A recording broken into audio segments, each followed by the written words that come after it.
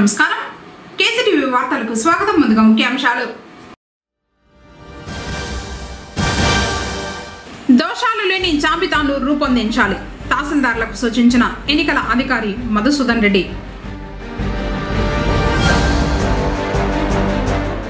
పేదల సంక్షేమమే ప్రభుత్వ ధ్యేయం. నూతన పెన్షన్లు పంపిణీ చేసిన ప్రజా ప్రతినిధులు. వైద్యం అందించడంలో నిర్లక్ష్యం వహిస్తే కఠిన చర్యలు. డిఎంఎన్హెచ్ఓ ప్రభావతి. టీడీపీ జనసేన కూటమితో విజయం సాధించడం ఖాయం. పట్టణ పర్యటనలో చెల్ల రామచంద్రారెడ్డి. వార్తలోని వివరాలు. రానున్న సార్వత్రిక ఎన్నికల దృష్ట్యా నియోజకవర్గంలో దోషాలు లేని ఓటర్ల జాబితాను రూపొందించాలని తహసీల్దార్లకు ఆర్ఓ మధుసూదన్ రెడ్డి సూచించారు. ఎన్నికల్లో భాగంగా పొంగనూరు నియోజకవర్గం ఎన్నికల అధికారిగా మధుసూదన్ రెడ్డి బాధ్యతలు స్వీకరించారు. మంగళవారం స్థానిక తహసీల్దార్ కార్యాలయంలో మున్సిపల్ కమిషనర్తో పాటు నియోజకవర్గ తహసీల్దార్లతో సమావేశం నిర్వహించారు. ఓట్ల తొలగింపు, చేర్పులు, నమోదుకు సంబంధించి చేసుకున్న దరఖాస్తులను క్షుణ్ణంగా పరిశీలించాలన్నారు. అలాగే ప్రతి పోలింగ్ కేంద్రాన్ని పరిశీలించి అక్కడి పరిస్థితులు తెలుసుకోవాలన్నారు. కార్యాలయంలో మాక్ పోలింగ్ నిర్వహించి ప్రజల్లో అవగాహన కల్పించాలని సూచించారు. ఎన్నికల సంఘం సూచించే సూచనలను పాటిస్తూ పారదర్శకంగా వ్యవహరించాలని కోరారు. కార్యక్రమంలో మున్సిపల్ కమిషనర్ నరసింహప్రసాద్, పుంగనూరు, చౌడేపల్లి, సోమల, సదుం, పులిచెర్ల, రొంపిచెర్ల మండలాల తహసీల్దార్లు సుబ్రహ్మణ్యం రెడ్డి, నీలకంఠం రెడ్డి, నటరాజ, నారాయణ స్వామి, వసంతలత, మొహిద్దీన్, డిటీలు నాగరాజు, మాధవీలత తదితరులు పాల్గొన్నారు. నా పేరు మధుసూదన్ రెడ్డి. నేను నిన్నటి దినం ఆర్ఓ పుంగనూరుగా ఎలక్షన్ విధులు నిర్వహించడానికి ఇక్కడ బాధ్యతలు చేపట్టి ఉన్నాను. అలాగే ఎలక్షన్ విధుల్లో భాగంగా పుంగనూరు నియోజకవర్గంలోని అందరు తహసీల్దార్లు కూడా కొత్తగా బాధ్యతలు చేపట్టి ఉన్నారు. వాళ్ళతో ఎలక్షన్కు సంబంధించి సన్నద్ధతపై వాళ్ళతో సమీక్ష కార్యక్రమం కూడా నిర్వహిస్తున్నాము. ఎన్నికలు సజావుగా నిర్వహించడానికి అందరి సహకారం కూడా మనస్ఫూర్తిగా కోరుతున్నాము.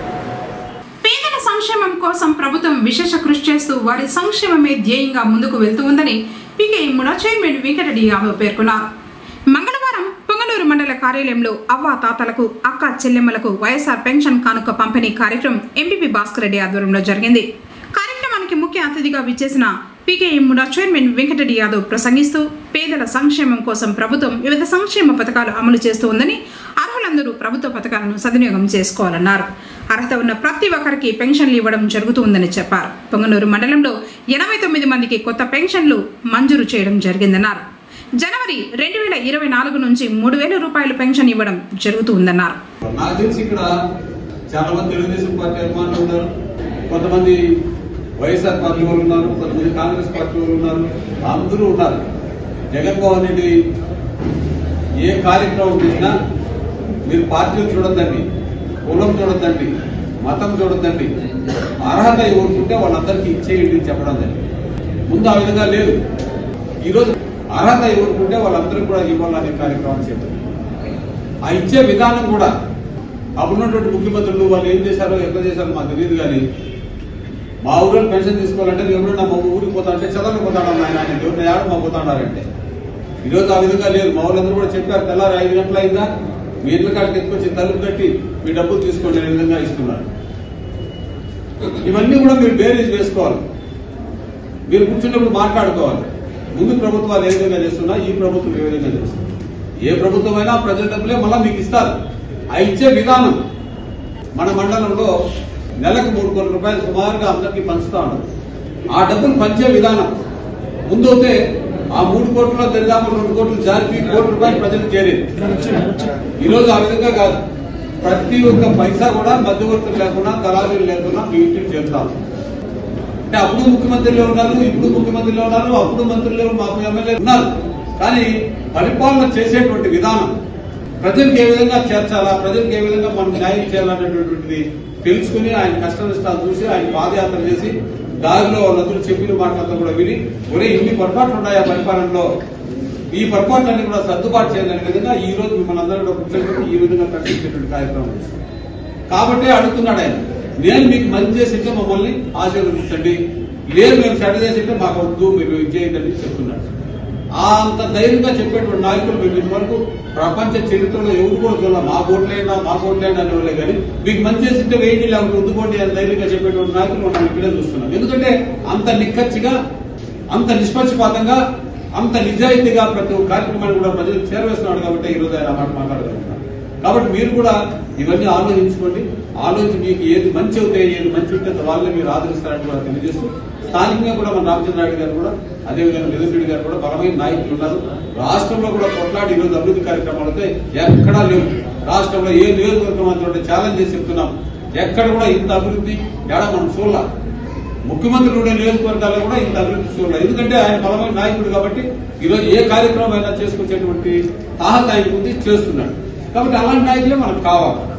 ఎంపీపీ భాస్కర్ రెడ్డి, బోయకొండ ఆల చైర్మన్ నాగరాజ్ రెడ్డి మరియు వైఎస్ఆర్సీపీ జిల్లా కార్యదర్శి చంద్రారెడ్డి యాదవ్లు మాట్లాడుతూ, మన రాష్ట్రానికి తలరాత మార్చే నాయకుడు దివంగత నేత డాక్టర్ వైఎస్ రాజశేఖర రెడ్డి తర్వాత ఆయన తనయుడు ముఖ్యమంత్రి వైఎస్ జగన్మోహన్ రెడ్డి మాత్రమే అన్నారు.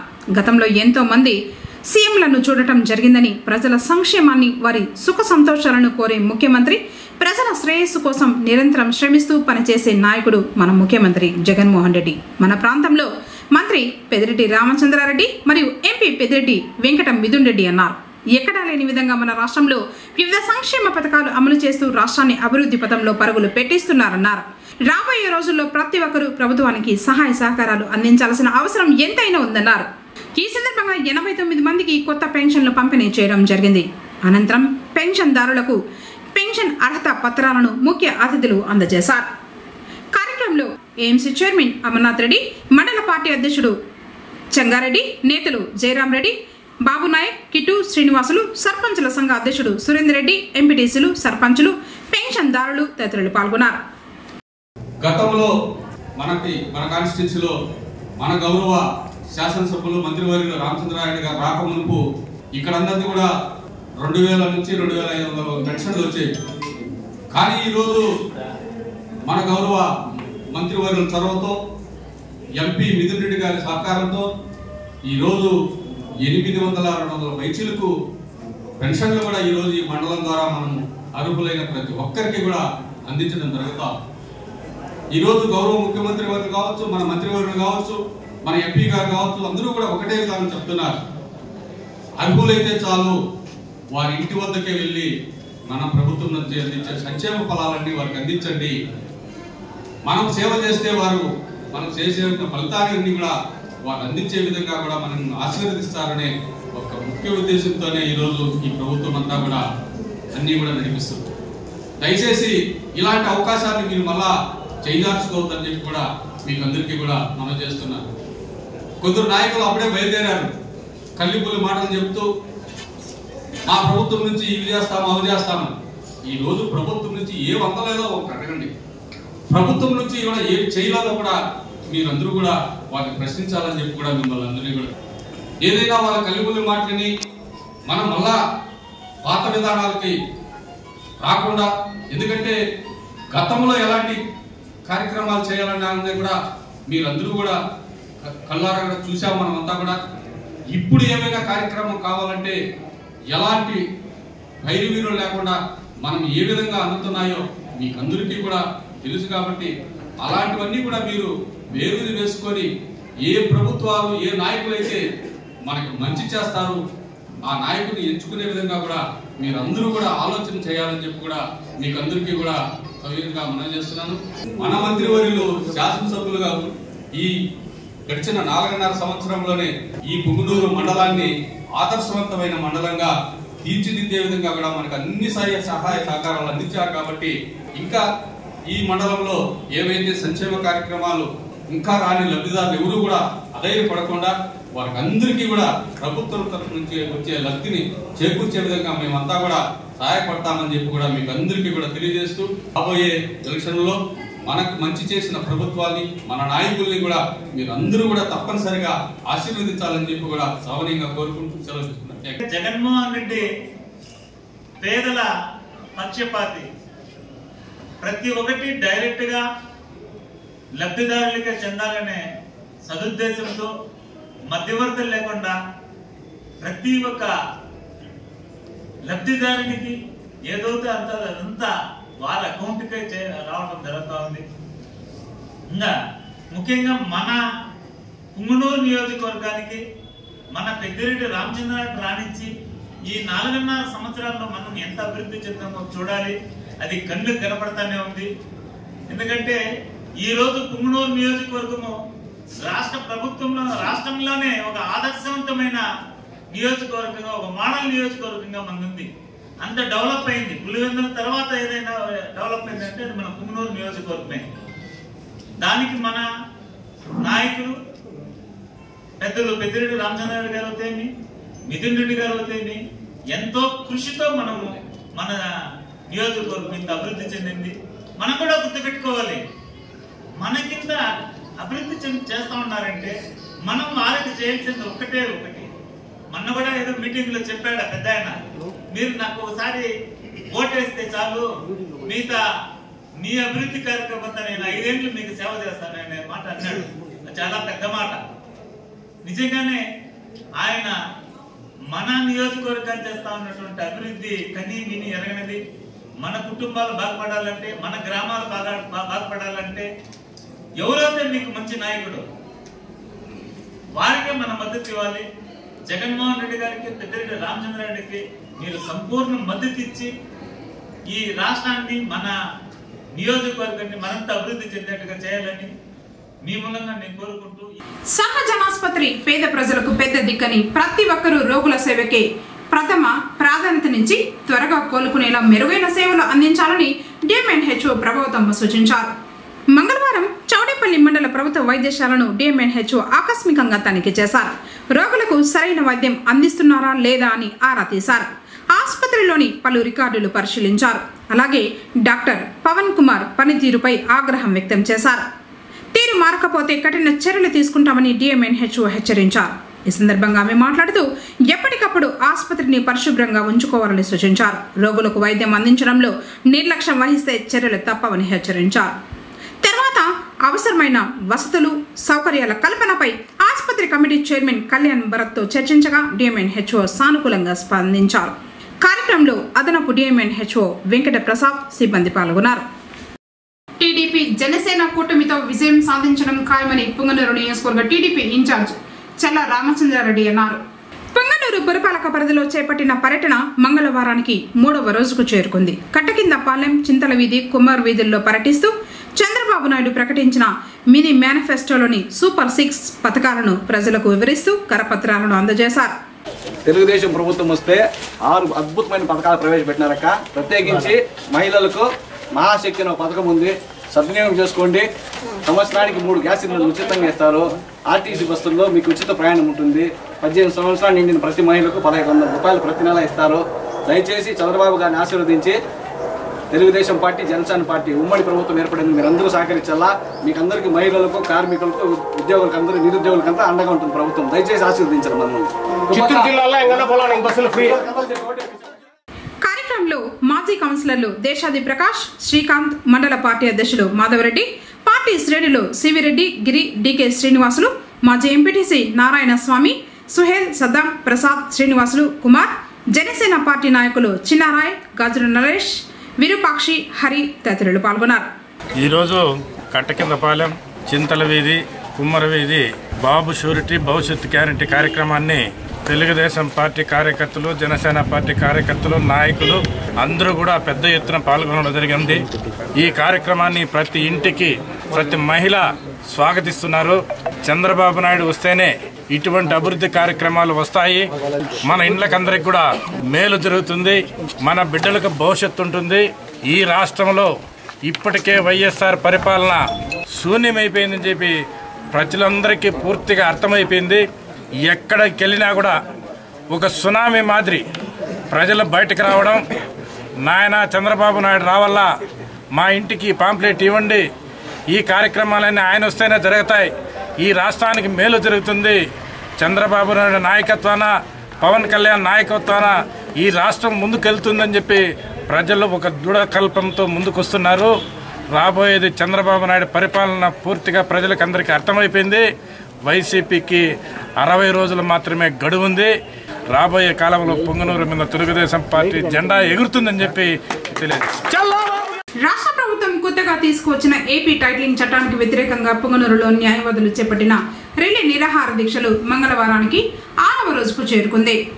రిలే దీక్ష శిబిరంలో చార్లెస్, వెంకటేశ్వరరెడ్డి, కుమార్ రెడ్డి, శరత్ కుమార్, వినోద్ కుమార్, రవీంద్రనాథ్, వీరమోహన్ రెడ్డి, ఆకుల చెన్నకేశవులు కూర్చొని ప్రజా వ్యతిరేక చట్టాన్ని రద్దు చేయాలని డిమాండ్ చేశారు. ఆంధ్రప్రదేశ్ రాష్ట్ర ప్రభుత్వం వారు నూతనంగా ప్రవేశపెట్టిన ఏపీ ల్యాండ్ టైటిల్ యాక్ట్ను భూరక్షణ చట్టం కింద పరిగణించి అమల్లోకి తీసుకొచ్చినారు. ఈ భూరక్షణ చట్టం అనేది భూముల్ని రక్షణ లేకుండా చేసే చట్టమే కానీ భూములను రక్షించిన చట్టం ఎంత మాత్రం కాదు. ఈ చట్టం వల్ల అమల్లోకి తీసుకొస్తే తరతరాలకు వారసత్వంగా ఇచ్చే ఏదైతే మనకు ఆస్తుల్ని కుటుంబాల్లో ఇస్తారో అవన్నీ కూడా వ్యర్థమయ్యి ఒక అధికారుల చేతుల్లోనే నిలబడి అధికారులు ఆదేశిస్తేనే మన ఆస్తులు దాన్ని టైటిల్ ముద్ర వేస్తారు. కానీ ఎటువంటి పరిస్థితుల్లోనూ వాళ్ళు మనకు ముందు నుండి వచ్చిన విక్రయ పత్రాలు కానీ పిత్రార్జిత ఆస్తులు కానీ వంశపారంపర్యంగా వస్తున్న ఆస్తులు కానీ ఏదైనా అసైన్మెంట్ ల్యాండ్లు కానీ ఏదైనా కానీ ఇది ఈ ఆస్తి మీదేం తెలియజేయాలంటే ఒక్క ఏపీ టైటిలింగ్ ఆఫీసర్ నిర్దేశిస్తేనే జరుగుతుంది. ఈ రోజు ఉన్న రెవెన్యూ పరిస్థితులు, రెవెన్యూ అధికారుల అవినీతిమయమైన దీంట్లో ఈరోజు మన ఆస్తులకి వాళ్ళ కష్టార్జితంతో మన తాత తండ్రులు సంపాదించిన ఆస్తిని ఏ విధంగా వీళ్ళు టైటిల్గా ఉంటుందో ప్రజలందరూ ఒకసారి ఆలోచించాలి. ఈ చట్టం కానీ అమల్లోకి పూర్తిగా వచ్చిన వెంటనే ఏ ఒక్క ప్రజల ఆస్తి, సామాన్యుల ఆస్తులకు కానీ ఏ ఒక్క ధనవంతుల ఆస్తులకు కానీ రక్షణ ఉండదు. రాష్ట్రంలోని న్యాయవాదులందరూ తమ వృత్తిని వదులుకొని ప్రజానికం, మన రాష్ట్ర ప్రజానికం కోసము సామాన్యుని ప్రజా హక్కుల్ని కాపాడాలనే ఉద్దేశంతో మేము నిరవధిక నిరాహార దీక్షలు, ధర్నాలు, ర్యాలీలు నిర్వహిస్తూ ప్రజల్లో అవగాహన కల్పించాలని చెప్పి ప్రయత్నిస్తున్నాము. కాబట్టి ప్రజలందరూ దీన్ని అవగాహన చేసుకొని ఈ చట్టం వల్ల కలిగే దుష్పరిమాణాలని అర్థం చేసుకొని ప్రజలందరూ ఈ చట్టం రద్దయ్యేంత వరకు న్యాయవాదులు చేస్తున్న ఆందోళనలకి మద్దతు తెలపాలని సవినయంగా ప్రజలను వినవించుకుంటున్నాను. పొంగనూరు ప్రజల సంక్షేమంతో పాటు అభివృద్ధిలో ముందు వరుసలో నిలుపుతున్న రాష్ట్ర మంత్రి పెద్దిరెడ్డి రామచంద్రారెడ్డిని రానున్న ఎన్నికల్లో అత్యధిక మెజార్టీతో గెలిపించాలని కౌన్సిలర్ త్యాగరాజు కోరారు. పొంగనూరు పురపాలక సంఘ పరిధిలో 25వ వార్డులో నూతనంగా మంజూరైన 10 మందికి ఇంటి పట్టాలు మరియు 2 పెన్షన్లను సచివాలయంలో ఆ వార్డు కౌన్సిలర్ త్యాగరాజు అందజేశారు. అర్హత ఉన్న ప్రతి ఒక్కరికి ఏదో ఒక రూపంలో సాయం చేస్తున్న ఏకైక ప్రభుత్వం వైఎస్ఆర్సీపీయేనని చెప్పారు. ఈ పథకాలు ఇదే విధంగా కొనసాగాలంటే ఫ్యాన్ గుర్తుపై ఓటు వేసి తిరిగి జగన్ను సీఎం చేసుకోవాలన్నారు. ప్రతి దుకాణం కలిగిన వాణిజ్య సంస్థలు, హోటళ్లు, సినిమా హాళ్లు మొదలైన వారు తప్పనిసరిగా కార్మిక శాఖ వారు జారీ చేసిన రిజిస్ట్రేషన్ సర్టిఫికేట్ కలిగి ఉండాలని కార్మిక శాఖ జిల్లా ఇన్ఛార్జ్ అధికారి మరియు సహాయ కార్మిక కమిషనర్ ఓంకార్రావు పేర్కొన్నారు. మంగళవారం ఉదయం జిల్లా కార్మిక శాఖ కార్యాలయం నందు చిత్తూరు జిల్లా ఛాంబర్ ఆఫ్ కామర్స్ అధ్యక్షులు మహేష్తో కలిసి ఆంధ్రప్రదేశ్ కార్మిక శాఖ కమిషనర్ ఆదేశాల మేరకు జిల్లాలోని వర్తక, వాణిజ్య మరియు ఛాంబర్ ఆఫ్ కామర్స్ ప్రతినిధులు సభ్యులతో సమావేశం నిర్వహించడం జరిగిందని తెలిపారు. ఈ సందర్భంగా ఆయన మాట్లాడుతూ ఆంధ్రప్రదేశ్ దుకాణాలు మరియు సంస్థల చట్టం 1988 క్రింద ప్రతి సొంత వ్యాపారం కలిగిన దుకాణాలు మరియు సంస్థలు, హోటళ్లు, సినిమా హాల్స్ అందరూ విధిగా రిజిస్ట్రేషన్ సర్టిఫికేట్ను జిల్లా కార్మిక శాఖ కార్యాలయం నుండి పొందాల్సి ఉంటుందన్నారు. ఈ రిజిస్ట్రేషన్ ప్రక్రియను ఈ నెల 29వ తేదీలోపు పూర్తి చేసుకోవాలన్నారు. ప్రతి వర్తక యాజమాన్యాలు సంఘాల వారు తమ సంఘ సభ్యులతో దుకాణాల రిజిస్ట్రేషన్పై ప్రత్యేక సమావేశం ఏర్పాటు చేసుకుని వారికి పూర్తి అవగాహన కల్పించాలన్నారు. కార్యక్రమంలో చిత్తూరు జిల్లా ఛాంబర్ ఆఫ్ కామర్స్ అధ్యక్షులు మహేష్ మాట్లాడుతూ తమ సభ్యులందరికీ ఈరోజే సర్క్యులర్ జారీ చేసి మీ సేవ లేదా గ్రామ సచివాలయ మరియు జిల్లా కార్మిక శాఖ ద్వారా రిజిస్ట్రేషన్ సర్టిఫికేట్ పొందేలా అందరికీ అవగాహన కలిగించడం జరుగుతుందని తెలిపారు. కార్యక్రమంలో సహాయ కార్మిక అధికారి జగదీష్ బాబు మాట్లాడుతూ గతంలో రిజిస్ట్రేషన్ చేయించుకున్న వారు తప్పకుండా తమ లైసెన్సులు రెన్యువల్ చేయించుకోవాలని, కార్మిక శాఖ అధికారులు తనిఖీ చేసినప్పుడు రెన్యువల్ చేయించుకోని వారిపై ఆంధ్రప్రదేశ్ కార్మిక చట్టం ప్రకారంగా జరిమానా విధించడం లేదా కేసులు పెట్టడం జరుగుతుందని తెలిపారు. సమావేశంలో జిల్లాలోని వివిధ దుకాణాల యజమానులు, హోల్సేల్, క్లాత్ మర్చెంట్ మరియు కిరాణా దుకాణాల సంఘ ప్రతినిధులు, సభ్యులు తదితరులు పాల్గొన్నారు. ఆంధ్ర నియోజకవర్గ స్థాయి కబడ్డీ పోటీల్లో గాయపడిన కార్వేటి నగరం మండలం డిఎంపురం గ్రామానికి చెందిన మునెమ్మకు జిల్లా కలెక్టర్ సగిలి షణ్మోహన్ ఆదేశాల మేరకు మంగళవారం చిత్తూరు ఆర్డీఓ చిన్నయ్య, జిల్లా స్పోర్ట్స్ అధికారి బాలాజీలు 35,000 రూపాయల ఆర్థిక సహాయం అందించడం జరిగింది.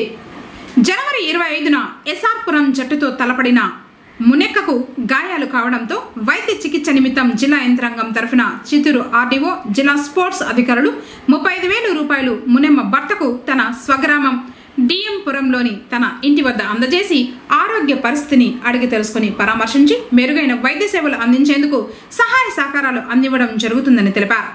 క్రీడాకారిణిని పరామర్శించిన వారిలో కార్వేటి నగరం తహసీల్దార్ పుష్పవతి, ఎంపీటీఓ శ్రీధర్ నాయుడు, సంబంధిత అధికారులు ఉన్నారు. వార్తలు ముగించే ముందు ముఖ్యాంశాలు మరోసారి. దోషాలు లేని జాబితాను రూపొందించాలి, తహసీల్దార్లకు సూచించిన ఎన్నికల అధికారి మధుసూదన్ రెడ్డి.